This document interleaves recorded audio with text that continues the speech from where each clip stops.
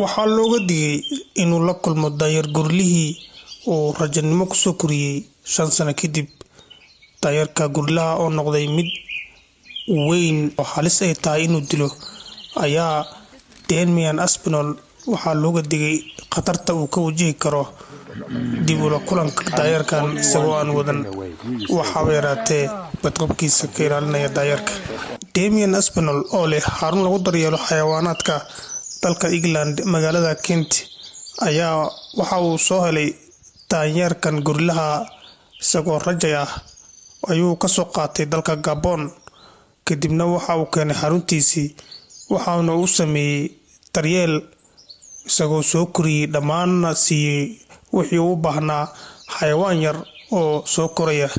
muddo kadib ayaa Damian waxa uu dib ugu celiyay daayarkan gurlaha halkii uu ka soo qaaday oo ahayd baadiyaha dalka Gabon si uu dib ula kulmo familkiisa kale ee gurliyaasha noloshiisii gurlahan oo dib ugu noolaado. 5 sano kadib ayaa Damian Aspinall waxa uu go'aansaday inuu dib ula kulmo daayarkii gurlaha oo markan noqday mid weyn oo leh family isla markaana khatar ay tahay in uu la kulmo. Damian ayaa looga digay khatarta uu ka wajihi karo la kulanka daayarkan oo ay tahay daayarka gurlaha inuu yahay mid aggressive ah ama u qaata hadii loo soo dhawaado in asiga loo jeedo ama khatar la gelinayo wax kasta laga filan karaa oo ah inuu qofka bini'aadanka dili karo. halka daayar gurlaha ayaa u dhigma sida la sheego ilaa 15 nin oo ah dadka kuwa ugu itaalka weyn.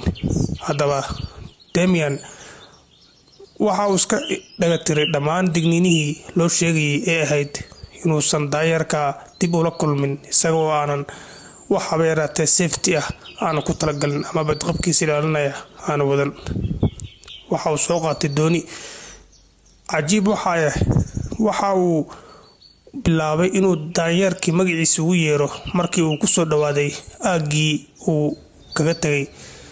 daayarkan oo Quibi ayaa Damian waxa uu ku dhawaaqay magaceeda oo ah Quibi waa la yaabana oo suurtagalnimada daayar magaciisa inta loogu yeero inuu ka soo baxo hawdka ayaa ahayd wax aanan macquul aanan ahayn. balse muddo kadib ayaa daayarkii Quibi waxa uu ka soo baxay hawdka isagoo gartay codka saaxiibkiisii abaalka weyn u galay. daayarkii Quibi ayaa si kal iyo laaba u soo dhaweeyay saaxiibkiisa isla markaana muujiyay shucuur inuu u xiisay oo uu natabay saaxiibkiisii soo koriyay ee abaalka u galay. haddaba qisadan ayaa noqotay qiso cajiib ah oo tusinaysa abaalka xayawaanaadka loo galo inuusan ahayn mararka qaar mid xayawaan loo galay halka laga tago balse uu xayawaanku yeelan karo abaal.